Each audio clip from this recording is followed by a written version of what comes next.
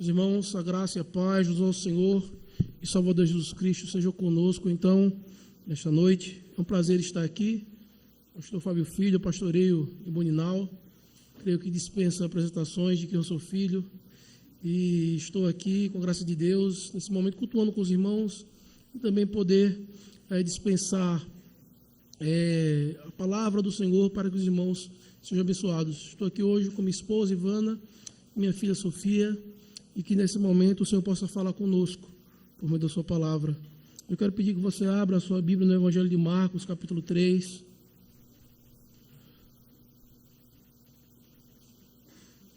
Evangelho de Marcos, capítulo de número 3.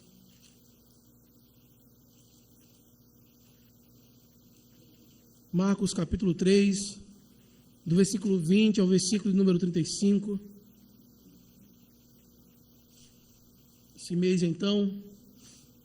Esse mês a igreja tem tratado sobre o tema família. Hoje, momento de comunhão muito bom pela manhã com a igreja. Deus falou conosco, mas não há nada melhor do que estar juntamente com a família de Cristo, se reunindo para adorá-lo neste momento.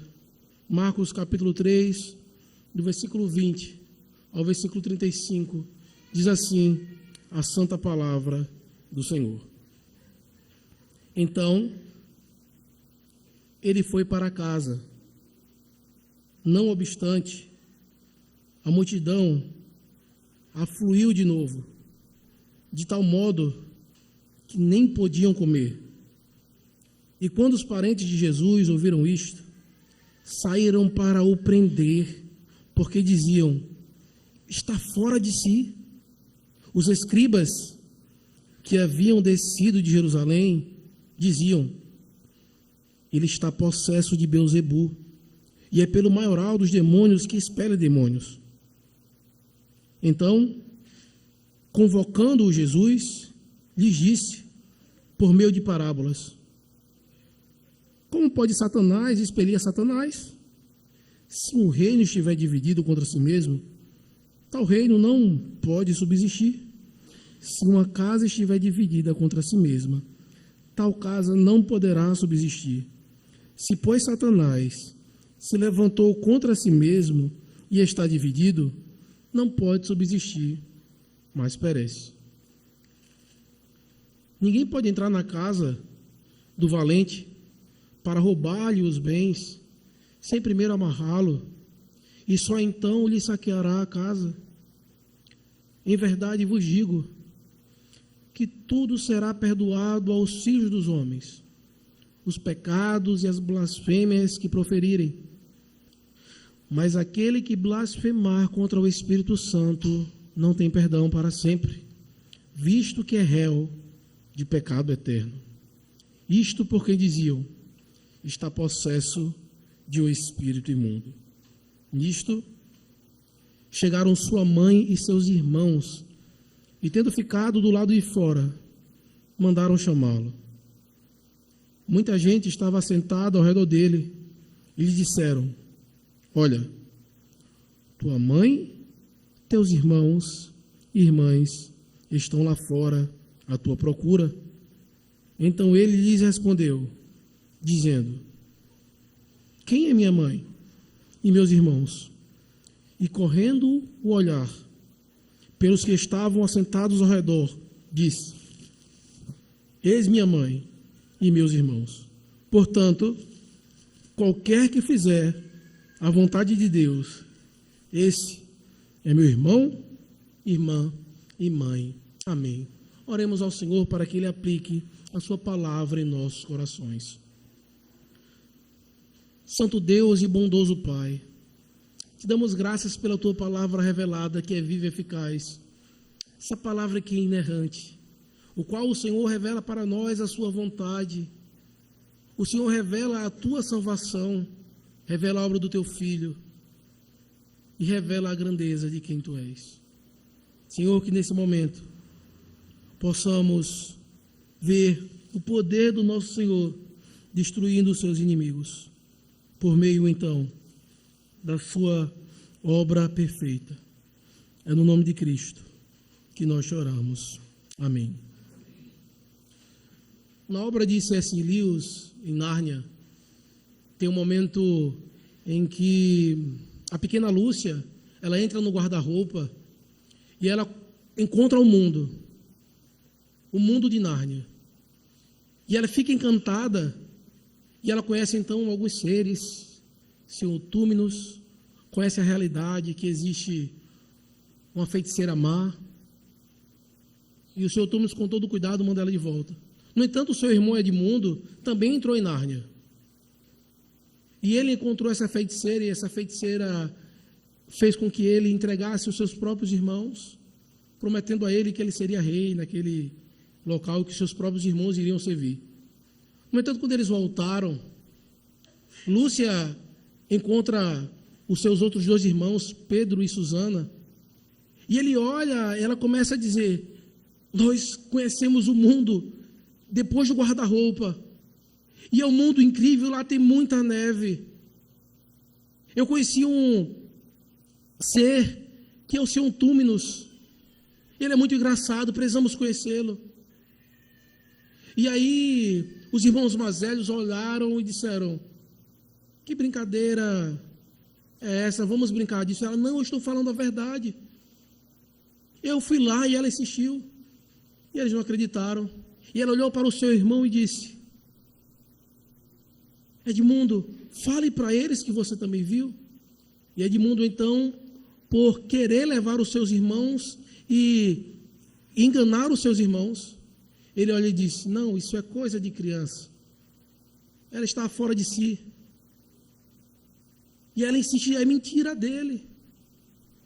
E ele diz: não, criança brinca a si mesmo. E aí, ao insistir, ele fala que as brincadeiras dela estão passando dos limites e que ela não poderia estar fazendo aquilo que os irmãos deveriam tomar providência. E nesse momento, então, os irmãos pensaram em 3 possibilidades. Primeiro, que ela poderia estar mentindo. A segunda é que, por conta da situação que o livro conta, é que ela podia estar louca ou fora de si. Mas, no entanto, ela estava falando a verdade. E esse texto vai falar um pouco do que aconteceu com Lúcia, ao contar a realidade de algo, então, de um mundo além. Por não ser algo conhecido, ela está sendo tratada como louca ou como do maligno por estar mentindo. Nesse texto, então, Cristo está trazendo realidades de um mundo, então, além, em que as pessoas não conhecem, mas Ele é o Senhor e Criador, tanto deste mundo, quanto do mundo espiritual e da morada em que nós iremos. E as pessoas olharam para Cristo e disseram: olha, ele está louco, é do maligno. Só que esse texto, o Senhor demonstra, Cristo demonstra que Ele não é evangelho, não é loucura e nem do maligno, mas que Ele vem para destruir e para vencer todo o poder que se levante contra Ele. E nesse momento, nós iremos ver nesse texto que Cristo demonstra que Ele não é louco, que o evangelho não é loucura e o evangelho não é do maligno, mas o poder de Deus para a salvação aconteceu por meio da obra de Cristo. E nós veremos então esse texto em 3 partes. A primeira parte, nós podemos ver então do versículo 20 e no versículo 20 e no versículo 21. Nós podemos ver que Cristo demonstra que o evangelho de Cristo é confundido com loucura pelos seus próprios parentes. No versículo 22, até o versículo de número 30, nós vamos ver que o evangelho de Cristo é chamado de maligno pelos seus inimigos. E no versículo de número 31 ao versículo de número 35, nós vemos que o evangelho de Cristo veio destruir o reino do mal. Nós veremos então esse trecho dividido nessas 3 partes. E nessa noite, nós podemos perceber e iremos ver que o Evangelho de Cristo não é loucura nem do maligno, mas ele veio para destruir o poder das trevas, o poder do mal. Mas antes de adentrarmos ao texto propriamente dito, nós devemos entender que nesse momento da narrativa do Evangelho de Cristo, ele estava sendo perseguido, ele estava sendo rejeitado. Os escribas, que eram responsáveis por escrever a palavra do Senhor por preservação, eles estavam com o intento, juntamente com os fariseus e alguns líderes religiosos daquele período, procurando matar a Cristo. A primeira pregação de Cristo, desde Marcos, vai dizer que as pessoas escutaram a pregação de Cristo e disseram, olha, ele não prega como esses outros, ele prega como autoridade, ele não prega como os escribas. Ele prega então o evangelho com poder, e as pessoas seguiam ele. É justamente o que nós vemos no versículo 20, e é algo constante visto no evangelho de Marcos. O versículo 20 diz assim: então ele foi para casa, não obstante, a multidão afluiu de novo, de tal modo que nem podiam comer. Então, se você for olhar o evangelho, e você vai ver como era a rotina de Cristo, era muito puxada. Não tinha nem tempo de comer, de descansar. Era constantemente sendo procurado. O evangelho, então, estava sendo um impacto para muitos. E nesse momento, então, Cristo estava sendo seguido por muitos. No entanto, existe um problema muito sério que o evangelho ele causa. Quando ele começa a ser pregado de maneira fiel. Pessoas que estão em pecado e desobediência contra a lei de Deus começam a ficar incomodadas. E muitas vezes é mais fácil esconder os seus pecados, calar aquele que nos acusa, do que mudar a nossa vida e os nossos hábitos. A atitude do pecador que não submete a palavra do Senhor é essa: é de rebelião e de rebeldia. No entanto, Cristo ele não estava pregando contra uma pessoa ou contra um grupo. Cristo ele veio então para destronar e vencer tudo aquilo que se opõe ao seu Pai, tudo aquilo que se opõe ao que é Deus, tudo aquilo que se opõe à verdade da sua palavra. E então, líderes eclesiásticos, líderes políticos, estavam extremamente incomodados com aquilo que estava acontecendo. Era um alvoroço. As pessoas iam para um lado e para outro, querendo seguir ele e ouvir. Pessoas mudando a sua vida. Indo para o meio de um deserto, seguir um homem. Sem se preocupar se teria o que comer ou não, e ainda assim ele os alimentava. Essa é a realidade do Evangelho de Cristo e o que estava acontecendo naquele período. E o Evangelho de Cristo, nesse momento, é confundido por loucura por seus parentes. Aqui no versículo 20 vai demonstrar que Cristo ele volta para sua casa. E quando voltamos para casa, a nossa intenção é ter um momento de descanso e repousar. Mas ele continuava sendo seguido. Pessoas estavam seguindo a Cristo para serem abençoados. Tem um certo momento que Cristo está na sua casa, as pessoas entram. O homem abre o teto da casa, desce ele, para que ele fosse curado.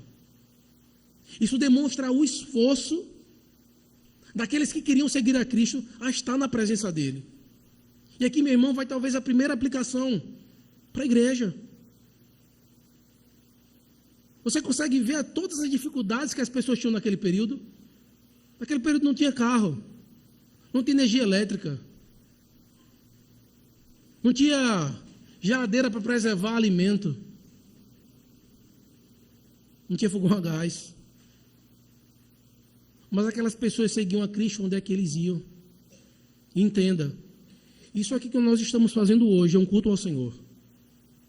E ele se faz presente. Por isso, dominicalmente, não há nenhum outro lugar que você possa estar que não seja na presença do Senhor. Se ele se faz presente, como seus seguidores, devemos segui-lo, inclusive na sua casa, inclusive onde ele se faz presente. Se somos seguidores de Cristo, os seguimos e devemos então estar o cultuando. Mas veja o que acontece diante do Evangelho de Cristo.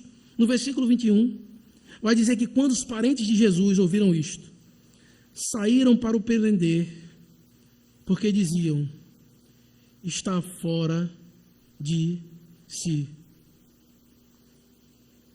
Aqueles que conheciam a Cristo desde quando ele nasceu. Veja que Maria, sua mãe, sabia que ele era o Cristo enviado pelo próprio Deus, porque ela foi concebida por obra do Espírito Santo, e Deus falou diretamente com ela, o Espírito Santo falou diretamente com ela, que o que ela estava gerando era a semente e a esperança de salvação. Talvez a última pessoa do mundo que poderia dizer naquele momento que ele estava fora de si, seria ela, ou seus irmãos que conviviam e sabiam daquilo. No entanto, eles estavam temerosos, porque eles sabiam o que poderia acontecer. Cristo poderia ser preso pelo Estado, Cristo poderia ser julgado pelos principais sacerdotes e ser morto, receber a pena capital, porque ele estava pregando o Evangelho e falando contra a realidade da religião daquele período. E então, o Evangelho de Cristo é confundido então com loucura pelos seus próprios parentes. Sabe o que Cristo faz? Ele confronta o politicamente correto dos dias dele. Tem a liderança eclesiológica que pratica, que faz isso, devemos respeitá-los, enquanto forem fiéis à palavra do Senhor. O Senhor olha para aquelas lideranças e fala: olha, raça de víboras, vocês estão então comendo e saqueando a despensa da viúva, não tem cuidado dos necessitados. A lei não está servindo para redenção, mas para julgo. E a lei foi dada por conta de salvação. A lei não é um julgo.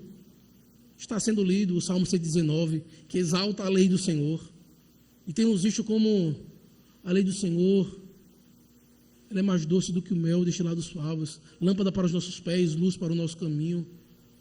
Que devemos guardar no nosso coração a palavra do Senhor para não pecarmos contra o Senhor. E então, o Senhor, ele vai também contra a liderança política.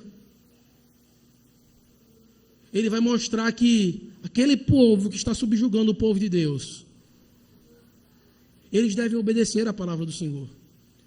A situação estava tão grande, uma perseguição contra Cristo, é que se ele comia, ele estava errado. Se ele comia e bebia com os pecadores renegados, ele estava errado. Se ele não comia, ele estava errado. Se ele no dia de sábado curava alguém, ele estava errado. Se ele usava a própria lei no dia de sábado para poder se alimentar, ele estava errado. E quando vemos que Cristo ele é perfeito, o que estava errado não era ele, e muito menos a lei, mas a maneira errada e farisaica que aqueles líderes estavam olhando para a lei do Senhor. E então, nós temos que olhar, e diante disso, olharmos como é que nós temos em nossa vida seguido a Cristo. Será que onde nós andamos, as pessoas podem olhar para nós e perceber que nós seguimos a Cristo? Será que nós temos seguido a Cristo em nossa vida? Será que nós somos coerentes em todas as áreas da nossa vida? Seja na igreja, seja questão política, familiar, no trabalho. Cristo, ele nos salva como todo. Cristo, ele não quer só que você venha aqui no domingo para servi-lo, mas ele quer que tudo que você faça para a glória dele. Quer comas, quer bebais ou faças qualquer outra coisa, fazer para a glória de Deus. Tudo que for posto para fazer, faça como para o Senhor. Logo, tudo aquilo que nós fazemos, devemos fazer para o Senhor, porque nele vivemos, movemos e existimos. É isso que a palavra do Senhor nos ensina. E então, nesses momentos de dificuldades, de temor, os inimigos do Evangelho, eles usam para trazer dúvida e confusão no meio da igreja, no meio do povo de Deus. Olha o que os escribas, eles fazem a partir do versículo 22. Ele vai trazer aqui que o Evangelho de Cristo, ele é chamado de maligno pelos seus inimigos. Versículo 22 diz assim: os escribas que haviam descido de Jerusalém diziam: ele está possesso de Beelzebu, e é pelo maioral dos demônios que expele demônios. Se você prestar bem atenção no versículo 6, veja o que os escribas e fariseus eles estão fazendo. Capítulo 3, versículo 6. Retirando-se os fariseus, conspiravam logo com os herodianos contra ele, em como lhe tirariam a vida. Então esses homens eles estavam ali com o intuito de tirar a vida do próprio Senhor. Eles estavam com uma intenção extremamente má. E veja que muitas vezes nós como cristãos ficamos preocupados com o que aqueles que não servem ao Cristo vão pensar de nós. Você vê que o próprio Cristo estava pouco preocupado se a família dele estava achando que ele era louco ou não. A gente vai ver isso no decorrer do texto. E nós vamos ver que os inimigos de Cristo, eles então querem tirar a própria vida de Cristo e hoje eles agem de maneira má contra o que é o Evangelho. Por isso, meu irmão, entenda uma coisa, para nós passarmos então para esse próximo ponto. Se até os seus familiares, os seus parentes mais próximos, não tem achado que você está fora de si ou que você é louco por conta da sua fé, não são eles que estão errados, mas talvez você. Porque o Evangelho não é normal ou comum para ele. O Evangelho então caminha ao contrário do que o mundo diz. Se o mundo está dizendo, muito bom, isso é muito belo. Não. Muito pelo contrário. E então esses inimigos de Cristo, no versículo 22, eles acusam o próprio Cristo de que ele era o próprio inimigo de Deus, que ele era o maioral dos demônios. Diz que ele estava possesso de Beelzebu. E meus irmãos, isso foi uma acusação muito grave. Porque quando Cristo iniciou seu ministério, o céu se abriu, o Pai disse: este é meu filho amado em quem me comprazo. E desce então como uma pomba o Espírito de Deus sobre ele. Cristo não estava possesso de nenhum espírito mau. Ele estava então sendo usado pelo próprio Espírito Santo de Deus. Isso mostra que a própria salvação é uma obra trinitária, entre o Pai, o Filho e o Espírito Santo. E eles acusam e chamam o próprio Espírito Santo de Satanás. O Evangelho de Cristo é acusado de ser do maligno. Você não tem visto? Como aqueles que professam a fé cristã são chamados de mal diariamente. Se você não sabe, o mundo acha que você é intolerante, que você é radical. Muitos disseram que a causa de várias mortes no período da pandemia é porque tinha pessoas que estavam fazendo o que nós estamos fazendo aqui hoje.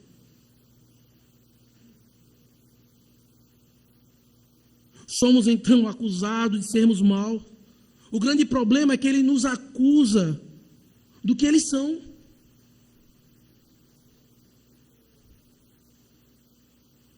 E então, nós podemos ver como toda essa ideia que existe nos nossos dias são mais. e uma afronta àquilo que Deus ele ordena e preconiza na sua palavra. Somos homofóbicos, é o que nos chamam. Somos maus, porque não aceitamos o amor que existe entre pessoas do mesmo sexo. Mas isso não é amor, isso é afronta a como Deus criou o homem e a mulher. Marxismo, socialismo, que quer que as pessoas então ajam de maneira igual e que haja justiça social. Mas nós não vamos ter isso nesse mundo. O próprio Cristo vai dizer: sempre terei pobres, mas cuidai deles. No mundo terei aflições, mas tenho bom ânimo. O marxismo, ele promete aqui na terra para as pessoas o que Cristo ele promete na eternidade. É um falso evangelho. Eles tomam então aquilo que Cristo é. Feminismo, racismo, por aí vai. Todas essas ideias, elas então são demonstradas por meio de uma afronta contra o próprio Cristo. E aqui, diante disso, nós devemos olhar e entendermos por que é que nós temos seguido a Cristo. Diante disso que nós vemos o que é o Evangelho. Por que é que nós temos seguido a Cristo? Qual o Cristo que você conhece e qual o Cristo que você espera?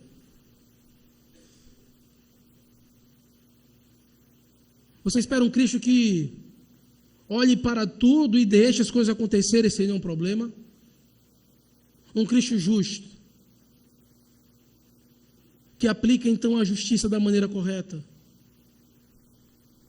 E toda afronta ao Pai deve ser então tratada e deve ser então trazido justiça. Outro problema também que nós podemos ver diante disso é porque muitas vezes o nosso conceito de certo e errado não está baseado nisso aqui, mas está baseado nisso aqui. É porque eu acho, é porque eu sinto, é porque eu quero. Mas é a nossa lei, é a nossa vontade. O que foi que Cristo fez?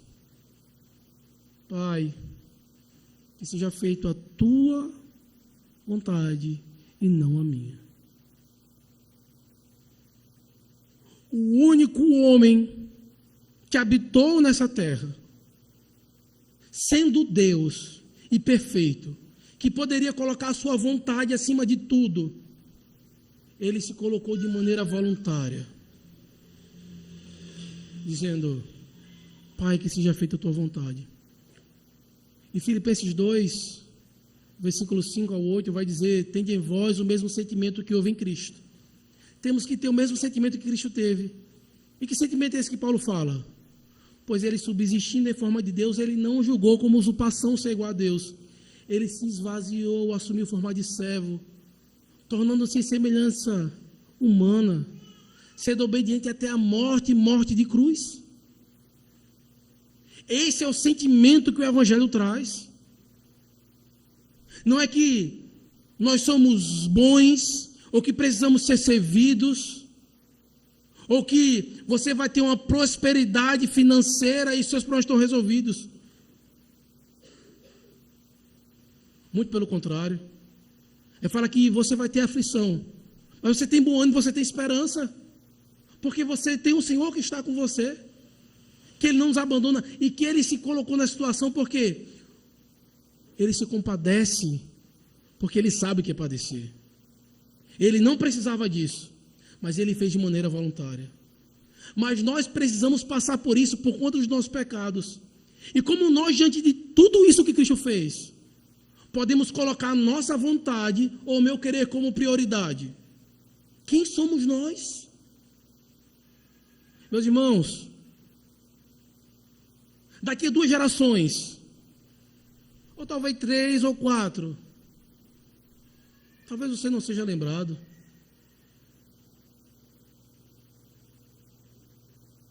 Somos passageiros, temos o início. Nós não existimos diante da eternidade. Talvez você não sabe quem é seu bisavô, seu tataravô. Como é que nós podemos achar que podemos olhar para o Senhor e ter então o entendimento que o nosso querer, a nossa vontade, o nosso desejo. Por isso que em toda a história, desde que o mundo é mundo, quem governa todas as áreas é Deus, pela sua palavra e pelo seu poder. Sempre quem governou a igreja foi Deus por sua palavra. Sempre quem governa o mundo é Deus pela sua palavra. E então, Cristo olha para essa acusação e ele responde então por meio de parábolas. E ele vai mostrar então que o evangelho, ele veio para destruir o reino do maligno. Por mais que acusem e falem, mas o evangelho ele sempre será preservado. Veja o que diz o versículo 23. Cristo então ele começa a explicar. Ele fala: como pode então Satanás expelir Satanás? Se o reino estiver dividido contra si mesmo, tal reino não pode subsistir. Se uma casa estiver dividida contra si mesmo, tal casa não poderá subsistir. Se, pois, Satanás se levantou contra si mesmo e está dividido, não pode subsistir, mas perece. Ninguém pode entrar na casa do valente para roubar-lhe os bens, sem primeiro amarrá-lo, e só então lhe saqueará a casa. Em verdade vos digo que tudo será perdoado aos filhos dos homens, os pecados e as blasfêmias que proferirem. Aqui nós temos a parábola do reino dividido. Ele fala: olha, não faz sentido. Como é que vocês estão reclamando de alguma coisa? Ele fala: será que Satanás vai expelir ele mesmo? Como é que ele vai contra ele mesmo? Isso não faz nenhum sentido. Aí ele vai dizer: olha, se o reino está dividido, ele faz se destruir entre ele mesmo. Estão preocupados por quê? Se ele está se destruindo, então deixa. Está reclamando? Vai prender? Deixa que eles resolvem o problema deles mesmos. Aí ele fala no versículo 26. Satanás se levantou contra si mesmo, está dividido. Não pode subsistir, mas perece. Ele está dizendo: se esse é o problema, está resolvido. Deixa acontecer. Aí ele diz: mas não é isso. Eu vou explicar o que realmente está acontecendo. Ninguém pode entrar na casa do valente para roubar-lhe os bens, sem primeiro amarrá-lo, e então lhe saqueará a casa. Cristo ele demonstra então que o que ele está fazendo, ele não é um reino dividido, mas é um reino muito superior. É um reino então muito mais poderoso, que está vindo para tirar do poder alguém que tem tentado usurpar o reino verdadeiro. Cristo ele mostra que ele vem para destruir o poder do mal. E talvez você possa, dentro do nosso contexto, ter talvez até medo, ou até doer no seu ouvido escutar o nome de Satanás. Será que? Não tenha medo. Porque a obra de Cristo veio para fazer isso. Pegar o valente, amarrá-lo de pé e mãos, e tirar então ele daquele domínio que ele estava tentando ter, mas não era dele. Desde Apocalipse vai falar que Satanás está preso de pé e mãos, lançado no tormento eterno. Por isso, se você tem tanto temor, não tema Satanás, mas tema o valente que o destruiu e o venceu.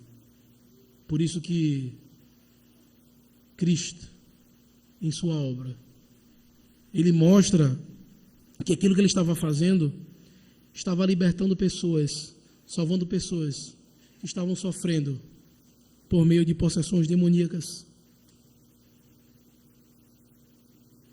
E Cristo olha para o que eles fizeram e diz: não há perdão. Não tem perdão. Tal afronta não pode acontecer. Ele então demonstra que ele veio para sofrer. Que se blasfemasse contra ele não tinha nenhum problema, mas contra o Espírito Santo não teria perdão. Veja o versículo de número 29.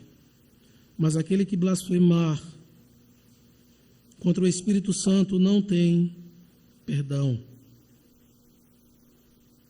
para sempre, visto que é réu de pecado eterno.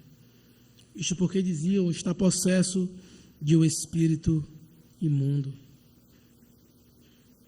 E muitas vezes há muitas perguntas, mas o que é blasfêmia contra o Espírito Santo?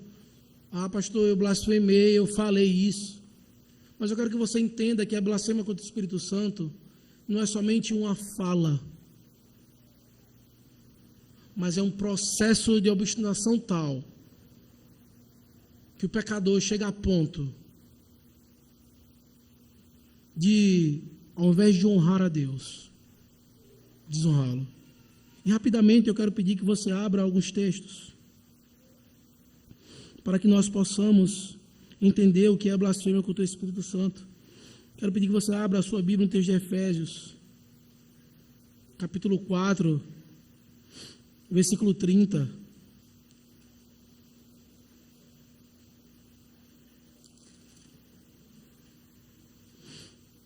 Efésios capítulo 4, versículo 30. Mas devemos entender que o que está acontecendo aqui, existe então uma afirmação solene do próprio Senhor aqui em Marcos. No versículo 28, ele vai dizer: em verdade vos digo, que qualquer um que fizer isso, quando ele fala aqui em verdade, e toda vez que Cristo ele usa esse termo, ele está usando algo que nós devemos fazer no culto, que é o amém, que é verdadeiramente, ou assim seja. Ele está dizendo, verdadeiramente estou dizendo a vocês, está aqui uma verdade solene. A blasfêmia então tem uma ideia de alguém usar uma linguagem insolente contra o próprio Deus. E aqui então, nós vemos que teve pecados extremamente graves que foram perdoados pelo próprio Deus. Por exemplo, o próprio Davi, um homem segundo o coração de Deus, adúltero, assassino, casou-se então, e apesar do pecado dele contra Batseba, contra Urias, o Senhor perdoou e demonstrou graça, vindo então um que viria a linhagem do próprio Cristo. Nós vemos então os pecados da mulher em Lucas, uma mulher que disse que tinha vários maridos, e o Senhor olhou e disse: vai, não peques mais. Pedro, que negou a Cristo, e o Senhor então, olha, Paulo, perseguidor do evangelho, matava cristãos, houve perdão. Para você entender a gravidade do que é a blasfêmia contra o Espírito Santo. Efésios capítulo 4, versículo 30. Esse é o primeiro passo para a blasfêmia contra o Espírito Santo. Diz assim: e não entristeçais o Espírito de Deus, no qual fostes selados para o dia da redenção. O primeiro passo para a blasfêmia do Espírito Santo é quando nós pecamos contra o Senhor. Porque o Espírito Santo ele trabalha por meio da sua palavra para nos santificar, trazendo a palavra revelada, que é o que está acontecendo agora aos nossos ouvidos, para que nós possamos obedecer e santificar. Sermos santificados quando oramos ao Senhor. Por isso, quando nós não ouvimos a palavra do Senhor, escutamos e dizemos: eu não concordo, eu vou fazer o contrário. Quando eu quebro os mandamentos do Senhor, quando eu acho que o primeiro mandamento não é tão importante, o segundo, a mãe de adoração não tem um problema fazer uma imagenzinha aqui e acolá. Usar o nome de Deus em vão, quebrar um pouquinho o meu voto. Essa questão do dia do Senhor talvez seja um exagero. Esse é o primeiro passo.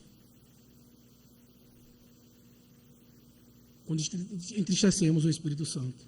Por isso tenhamos cuidado. Para não brincarmos ou escolhermos como e quando obedecer os mandamentos. Segundo passo. Eu quero pedir então que você abra a sua Bíblia em Atos 7:51.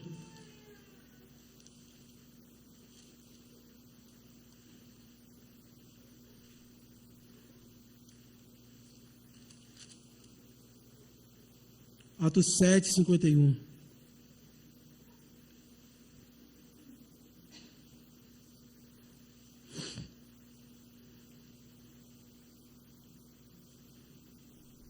Diz assim: homens de dura cerviz e incircuncisos de coração e de ouvidos, vós sempre resistis ao Espírito Santo, assim como fizeram vossos pais, também vós o fazeis. Sabe o que é resistir ao Espírito Santo? É quando você o entristece. E de alguma forma você é confrontado pela palavra do Senhor. Você é chamado ao arrependimento. E você olha, não teve nenhuma consequência, nenhum problema. Acho que realmente é exagero.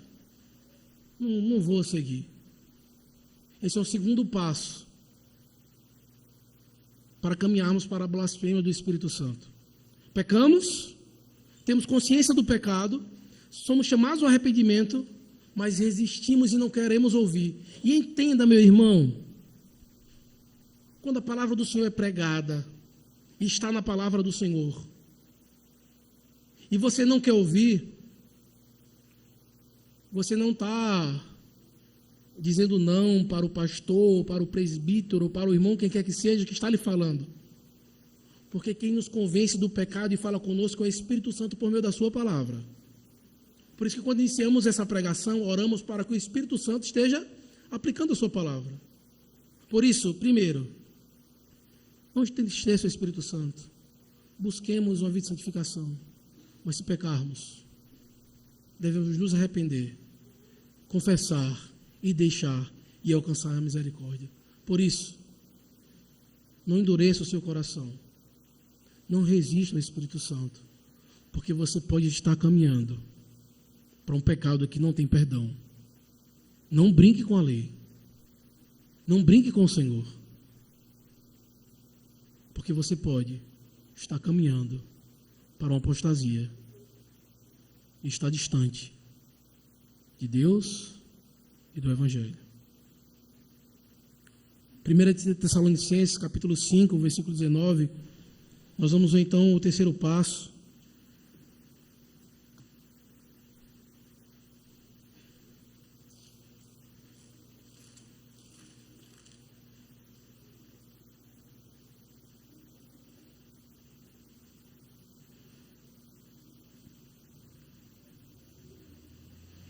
Primeira Tessalonicenses, capítulo 5, versículo 19.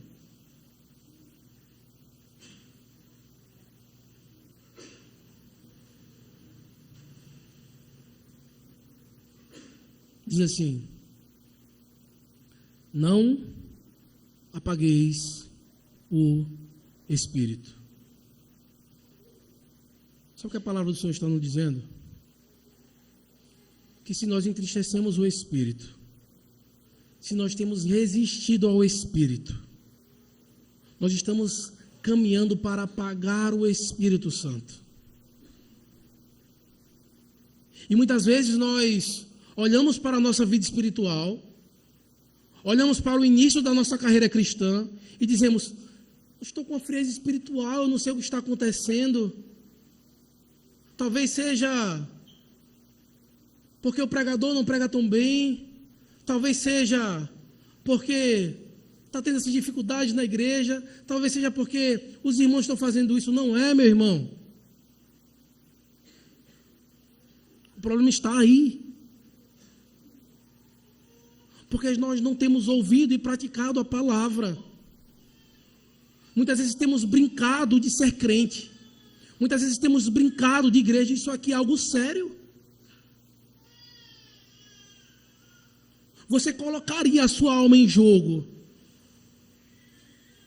por alguma coisa? Pois quando você entristece o Espírito Santo e resiste o Espírito Santo, você está colocando a sua alma em jogo. Por isso, tenhamos cuidado. E então, a verdadeira solução está, eu quero pedir que você abra a sua Bíblia no Salmo 95.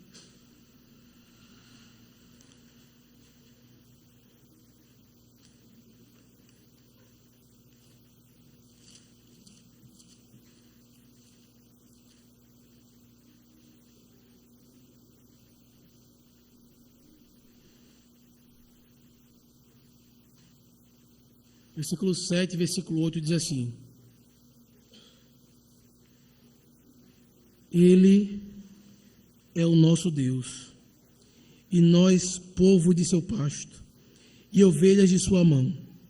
Hoje, se ouvirdes a sua voz, não endureçais o coração como em Meribá, como no dia de Massá, no deserto, quando vossos pais me tentaram pondo à prova, não obstante terem visto as minhas obras.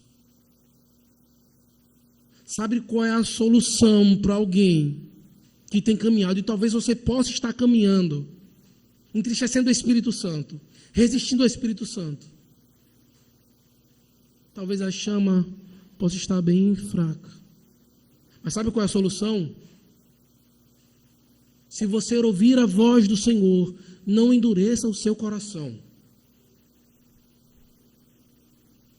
Mude a sua vida. Mude a sua prática. Mude o seu ambiente. É preferível que você perca o seu emprego e passe necessidade do que você apague o espírito. É preferível que você tenha problema com várias pessoas ou coisas, mas que você não continue numa vida que vai lhe levar ao juízo eterno. Por isso, se você ouvir a voz do Senhor, não endureça o seu coração. Sabe por quê? Porque nós temos um Deus que fala conosco. Nós não falamos com imagens feitas por mãos humanas. Nós não precisamos bater na madeira para que o nosso Deus acorde. Porque nem dormita nem dorme aquele que nos guarda. Se falarmos então em nome do nosso Salvador, Ele ouve a nossa oração. Por isso, meu irmão, se você está esperando um avivamento para que você mude a sua vida, eis o momento. Não espere que mude a vida dos outros. O Evangelho precisa primeiro impactar a sua.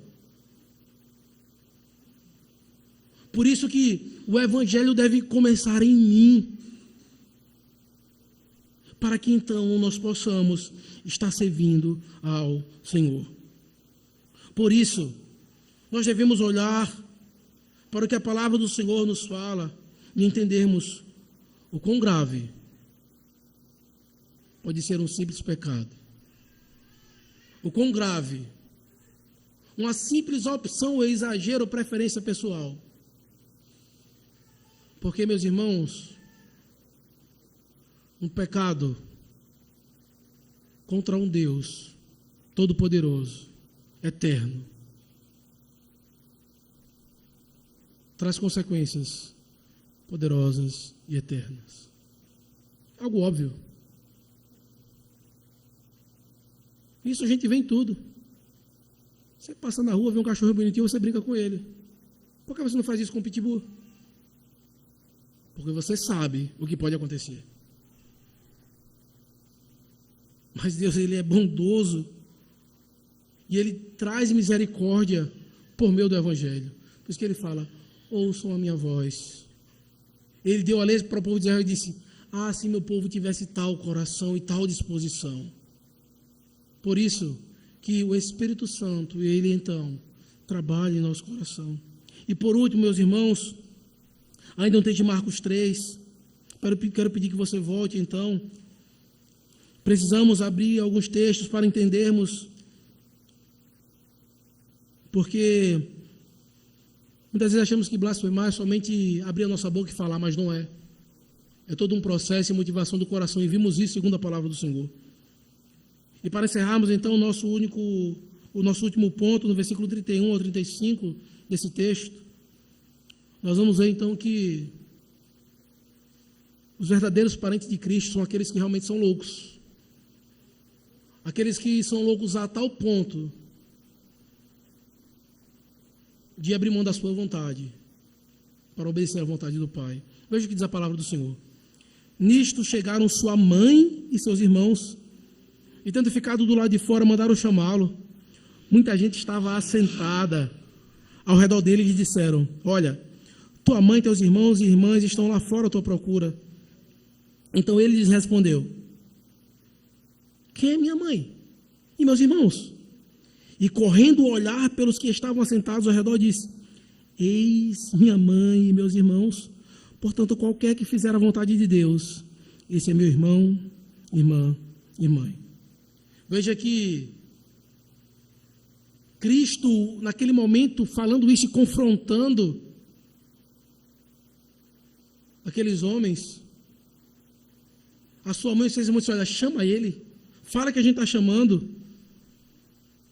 E eles estavam do lado de fora, eles estavam tão temerosos de talvez entrar lá e ser preso todo mundo.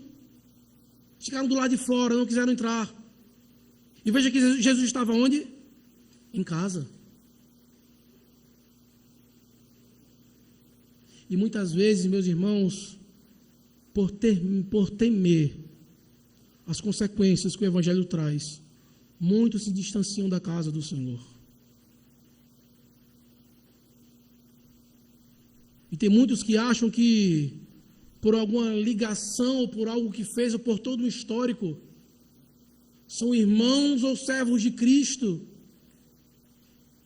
Mas Cristo, então, ele olha, ele vê um monte de gente assentada ao redor dele, dentro da casa dele, concordando com o que ele estava dizendo, sendo coerente, e pouco importando se iria ser preso ou não. Ele olha para aquela situação e ele fala: quem é que é minha mãe, quem é meus irmãos?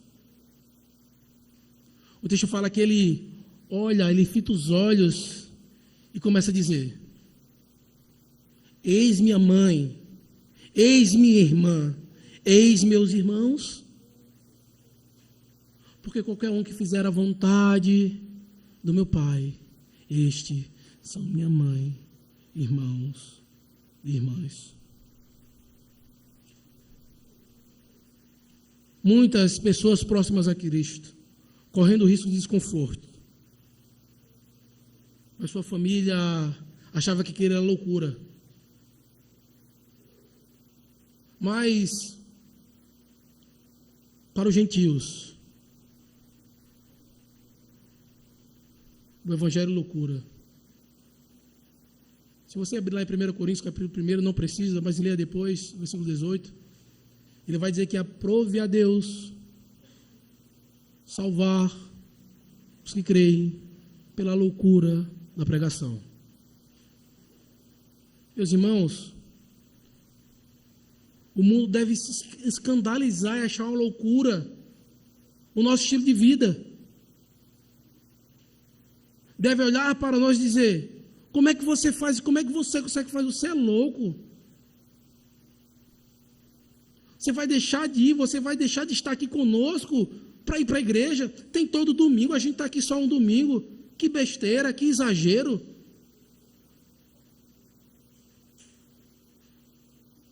Mas, meu irmão, você deve entender algo. Você tem vínculos familiares. Você não deve odiá-los pelo fato de eles serem ímpios.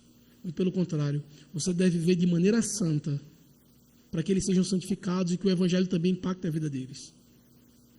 Mas você deve entender. E esse mês foi falado aqui sobre família. Como você ser um bom pai, uma boa mãe, um bom filho, uma boa filha. Só que você deve entender algo que está acima disso. É que, dominicalmente, existe uma família que se reúne.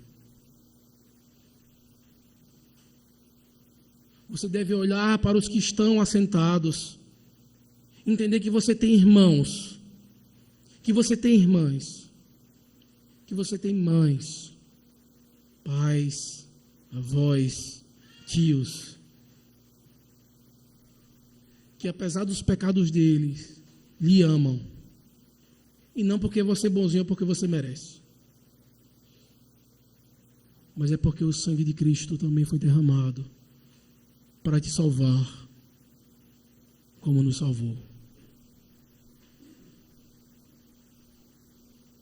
Você entende que você tem parentes de sangue, mas você consegue enxergar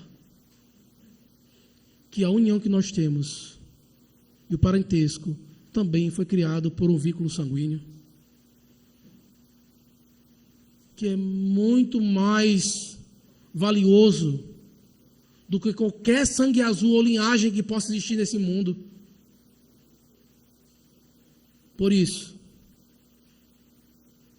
talvez você possa estar chocado e dizer, esse pastor está louco, mas é o que o Evangelho diz mesmo. A família mais importante que você tem hoje é a família de Cristo, porque é com ela que você passará a eternidade.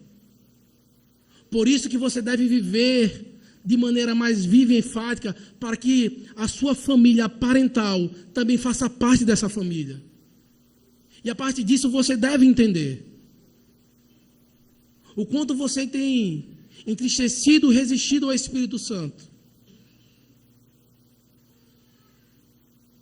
O quanto então você tem pregado a Cristo, para que os seus parentes e próximos vejam o impacto do Evangelho na sua vida, para que eles saiam e queiram vir à casa do Senhor. O Evangelho então deve ser considerado por loucura. E talvez se você que está aqui hoje não é evangélico, você não é protestante, você não vive uma vida dentro dessa família, procure estar. Porque por mais difícil que seja de acreditar, por mais difícil que seja abandonar tudo que você tem vivido, só há um caminho. E aí, o próprio Cristo diz, eu que sou o caminho, eu que sou a verdade, eu que sou a vida. Por isso não há nenhuma esperança para você que não seja Cristo. Somente Ele tem um poder para mudar seus status e tirar o coração duro e transformar em um coração de pedra. E por mais que seja difícil de acreditar, e por mais que todos pensem que é um absurdo, aquela menininha estava falando toda a verdade para seus irmãos. E quando os seus irmãos chegaram lá do outro lado, eles se maravilhavam com tudo aquilo. Eu quero dizer para você, a partir do momento que você escutar o Evangelho, o Espírito Santo começar a aplicar isso no seu coração, você vai ficar igual aquelas crianças no livro, alegre e feliz, por conta da realidade que entra então, da esperança que Cristo ele traz em nós. Meus irmãos, nesse texto aqui, Cristo estava falando toda a verdade. E os parentes de Cristo, que chamavam ele de louco, quando viram ele ressurreto, se maravilharam com sua vitória sobre a morte. Viram então o poder e a obra do Cristo ressurreto. Alguns irmãos de Cristo, que eram muitos, viraram pecadores do Evangelho.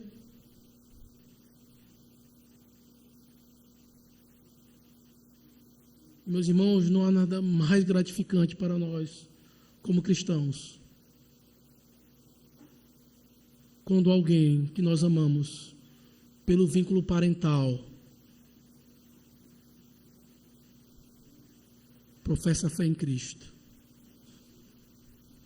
Por isso, que nós possamos estar vivendo, experimentando. E dentro de alguns instantes nós iremos experimentar um pouco desta salvação. E aqueles que fazem parte da família de Cristo irão comer algo físico, mas que traz um alimento e nos sustenta espiritualmente. Por isso, se você ainda não confessa a Cristo como Senhor e Salvador, vá atrás para provar e ver como o Senhor é bom, porque Ele se faz presente. E hoje, se ouvirdes a sua voz, não endureçais o vosso coração. Amém?